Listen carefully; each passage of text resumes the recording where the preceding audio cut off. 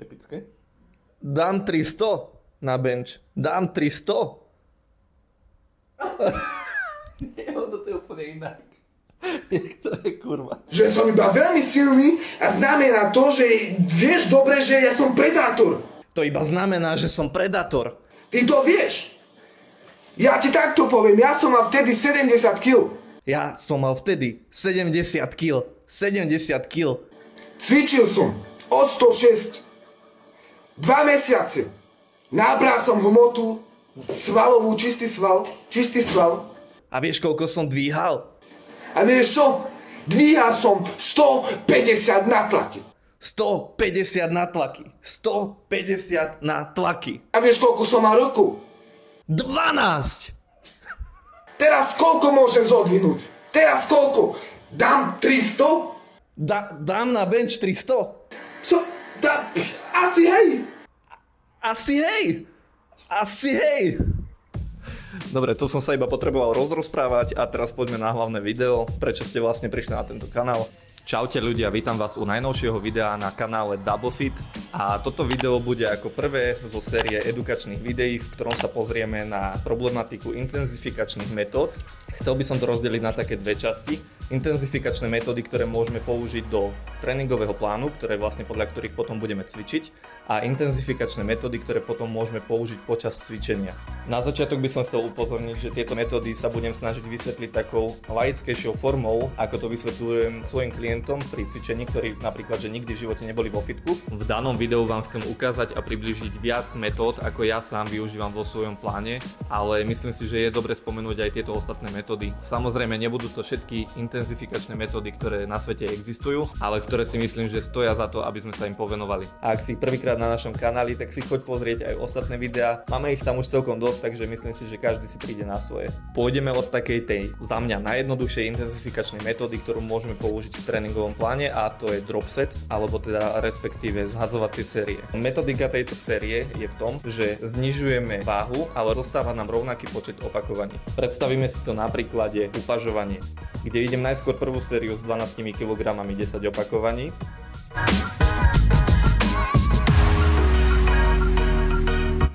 Následne znížim váhu na 10 kg a idem znova 10 opakovaní.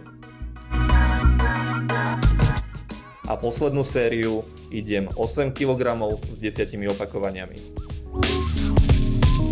Samozrejme, môžeme tieto metódy využívať aj inak. Ten drop set môže byť iba jedenkrát, alebo môže byť viac ako dvakrát, trikrát. Je to už len na nás, ako si nastavíme túto metódu. Ďalšia metóda je rest pauza 12 až 15 opakovaní, alebo 10 až 12. Je len na nás, ako si túto metódu znova nastavíme, môžeme tam dať aj 15 až 20. A rest pauza znamená to, že oproti predošlej série, kde sme išli hlavnú sériu, dajme tomu so 100 kg, tak pôjdeme 70% z tej pôvodnej váhy, a to znamená, že pôjdeme 70 kg. Ak sa bavíme o rest pauze 12 až 15 opakovaní, tak tu si rozdelíme na 3 série. Prvú sériu sa budeme snažiť dodržať základný počet opakovaní 12 až 15. Následne máme 15 až 20 sekúnd prestoj. Neznížime váhu, ale znížime počet opakovaní z tých pôvodných na nejakých 60 až 70%. Pôjdeme znova, dajme tomu tých 10 až 12 opakovaní. Následne z tých prvých základných znížime takisto o 50 alebo až 60% z tých pôvodných opakovaní, takže pôjdeme 8 až 10 opakovaní. Medzi každými týmito sériami máme 15 až 20 sekundovú prestoj.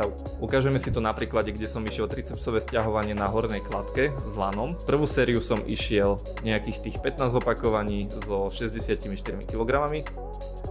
Potom som mal 15 sekundovú prestávku. Ďalšiu sériu som dal 12 opakovaní s tou istou váhou. Potom som mal znova 15 sekundovú prestávku. A poslednú sériu som išiel 8 až 10 opakovaní, záleží od toho, ako nám zostala už sila, a to je vlastne koniec celej série rest pauzy. Ďalšia metóda je cluster set. Ja najčastejšie využívam 4x4, ale znova sa to môže líšiť. Niekto si nastavuje 7x3, 3x5, alebo záleží od toho, ako si to my nastavíme. Cluster set pôjdeme s relatívne ťažkou váhou, a pokiaľ sa budeme baviť o tých 4x4, tak s tou ťažkou váhou by sme v kuse nedokázali urobiť 16 opakovaní, ale keď si to rozdelíme na 4 série po 4 opakovania, tak to dokážeme urobiť. Medzi každou tou sériou 4x4 máme, dajme tomu, 10 sekundovú prestávku, alebo môžeme to potom nejako skombinovať kombinovať, ja tam čas využívam aj nejaké stretchingy, ale najčastejšie tam využívam vlastne tú prestávku tých 10 sekúnd. Takže ukážeme si to znova na príklade. Na cluster set som využil cvik chest press, keďže vo fitku nemáme originál chest press, tak som si ho takto postavil na tejto 360 stupňovej kladke. Pôjdeme na začiatok 4 opakovania s relatívne ťažkou váhou. Pustíme, máme 10 sekundovú pauzu. Znova ideme 4 opakovania. Znova 10 sekundová prestávka. Znova ďalšie 4 opakovania, tieto už budú o mnoho ťažšie. Znova 10 sekundová prestávka. A znova posledné 4 opakovania. Ako hovorím, túto sériu si môžeme nastaviť podľa seba. Keď niekomu bude vyhovovať 3 opakovania po 5 sérií, tak si to urobiť tak. Keď niekomu ďalšiemu bude vyhovovať 5x5, môže to urobiť tak. To je úplne na nás, ako si to nastavíme. Ja hovorím, že využívam 4x4. Opačný dropset. Teda neviem pôvodne, že či sa volá takto originálne táto metóda, alebo som si to len ja vymyslel, túto metódu. Ale ak to viete vy lepšie, keď poznáte túto metódu, tak to napíšte do komentára, že ako sa teda originálne volá. Táto metóda spočíva v tom, že znižujeme váhu, ako pri klasickom dropsete, ale navyšujeme počet opakovaní. Môžeme si to pozrieť na príklade na predkopávaní. Na začiatok začíname s veľkou váhou a urobíme, dajme tomu, 6 opakovaní. Znížime váhu, ako keby sme to urobili pri dropsete, ale pridáme počet opakovaní na 10 opakovaní. Následne znova znížime váhu, ale znova pridáme počet opakovaní na 15. Takže neviem, že či táto metóda naozaj nejako existuje a nejaké má originál pomenovanie. Ak viete, tak napíšte do komentára. Moja osobne veľmi obľúbená intenzifikačná metóda, a to je time under tension, alebo teda respektíve čas strávený v napätí. Znamená to, že si nedáme až takú veľkú váhu, ako by sme si dali na pracovnú sériu, ale pôjdeme s nižšou váhou, respektíve nejakých tých 70% z pôvodnej váhy ťažkej. Pri tejto metóde ide o to, aby sme išli rovnakou rýchlosťou negatívnu aj pozitívnu časť. Dajme tomu 4 až 5 sekúnd pôjdeme negatívnu časť, ale takisto pôjdeme 4 až 5 sekúnd pozitívnu časť. Predstavíme si to na príklade incline bench press na multipresse, kde som išiel negatívnu časť 4 sekundy dole so sekundovou stopkou, potom som išiel pozitívnu časť takisto 4 sekundy hore a takto som išiel nejakých 10 až 12 opakovaní, kde už na konci fakt extrémne to pálí. Akože táto metóda je výborná za mňa. Najťažšia a poslednú dobu najznámejšia metóda FST 7 alebo FST 5 od Hennyho Rambuda, teda Chrisa Bumsteada a kouča. On túto metódu vlastne vymyslel a preslavil.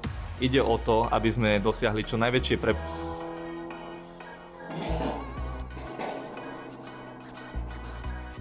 Ide o to, aby sme dosiahli čo najväčšieho prepumpovania a čo najbližšie, aby sme sa dostali k svalovému zlyhaniu. Pri tejto sérii pôjdeme iba 30% z pôvodnej ťažkej série, ktorú sme išli na 10 opakovaní a pôjdeme vlastne 7 sérií po 8 až 15 opakovaní a medzi každou sériou máme len 10 sekundovú prestávku. Pri tejto metóde si fakt doporučujem naložiť najskôr trošku menej, aby ste sa oboznámili s tou sériou, lebo prvé 2-3 série budú naozaj jednoduché a bude sa vám to zdať ako plná zbytočnosť, že tam len pumpujete ten sval, ale garantujem vám, že tých 7 sérií je fakt naozaj náročných. Predstavíme si to na príklade, kde to fakt úplne že neznášam a je to leg press a pôjdeme z pôvodných 280 kg, pôjdeme nejakých 120 kg, čo je približne 30%. No a pôjdeme zo začiatku, budeme sa držať tej hornej hranice opakovaní, tých 15 opakovaní, potom je 10 sekundová prestávka, potom znova ideme 15 opakovaní, znova 10 sekundová prestávka a takto pokračujeme vlastne 7 sérií, kde už ku koncu som naozaj nevládal a dal som už len tú spodnú hranicu a to je tých 8 opakovaní. Garantujem vám, po tejto sérii je extrémna pumpa, ale až taká, že neviete chodiť. Malá informačná vsúka. Všimol som si, že si stále nedal odber, tak klikni dole a daj odber. Toto všetko boli metódy, ktoré ja využívam vo svojom tréningovom pláne a teraz sa pozrieme na ďalšie metódy, ktoré existujú, ale ja ich až tak moc nevyužívam. Ďalšia metóda je Arnoldova 21, ktorú Arnold preslavil pri bicepsovom zdvihu s veľkou osou, kde princíp tejto metódy spočíva vlastne v tom, že ideme prvú tretinu alebo prvú polovicu pohybu 7 opakovaní, následne ideme druhú polovicu alebo druhú tretinu pohybu ďalších 7 opakovaní a posledných 7 opakovaní ideme buď celý rozsah pohybu alebo tretiu tretinu. Predstavíme si to teda na tom bicepsovom zdvihu, kde idem prvých 7 opakovaní prvú polovicu, druhú polovicu idem ďalších 7 opakovaní a celý rozsah pohybu idem s poslednými 7 opakovaniami. Pyramidová technika je veľmi často využívaná a princíp tejto metódy spočíva v tom, že znižujeme počet opakovaní, ale navyšujeme váhu. Môžeme si to pozrieť na príklade, kde som robil tlaky v sede s jednoručkami. Prvú sériu som začínal s nejakými 18 kg, kde som išiel nejakých 10 opakovaní. Následne som váhu zvýšil, ale znížil som počet opakovaní.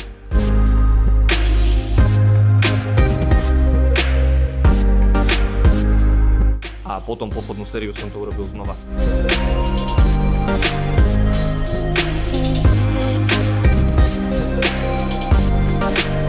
Metódu, ktorú bežne využívame s klientmi, je superset. Je to pre efektívnejšie využitie tréningu alebo efektívnejšie využitie danej partie. Princíp tejto metódy je úplne jednoduchý, ideme vlastne 2 cviky po sebe. Môžu to byť cviky, ktoré sú zamerané na určitú partiu, dajme tomu na prsia, a že ideme jeden cvik, ktorý je ťažký a potom ľahší pumpovací cvik, alebo môže to byť na obrátené partie, kde ideme napríklad cvik na prsia a cvik na chrbát. Pozrieme si to na príklade, kde som robil najskôr rozpažovanie na protismerných kladkách.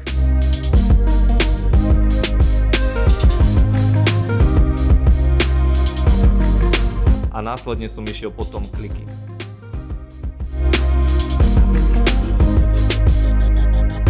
No prejdeme na metódy, ktoré môžem použiť počas cvičenia a hneď pri prvej metóde by som sa trošku zastavil a to je cheating. Veľa ľudí si mýli vlastne povolené cheatovanie s tým, že môžu cvičiť ako úplní idioti a že to je vlastne povolený cheating. Povolený cheating znamená to, že keď už nedokážeme daný cvik precvičiť krásnymi, precítenými opakovaniami, tak prichádzajú na rad nie úplne dokonalé technické opakovania, pri ktorých sa snažíme už to svalu vyždímať to maximum, ale všetko to musí byť samozrejme v rámci normy, aby sme sa nezranili. Pozrieme si to na príklade, ako vyzerá cheating. Ďalšia metóda sú negatívne opakovania, kde princíp týchto opakovaní spočíva hlavne v tom, že v negatívnej fáze sa snažíme tie opakovania čo najviac kontrolovať a brzdiť. Pozrieme si to na príklade, ako by to malo vyzerať.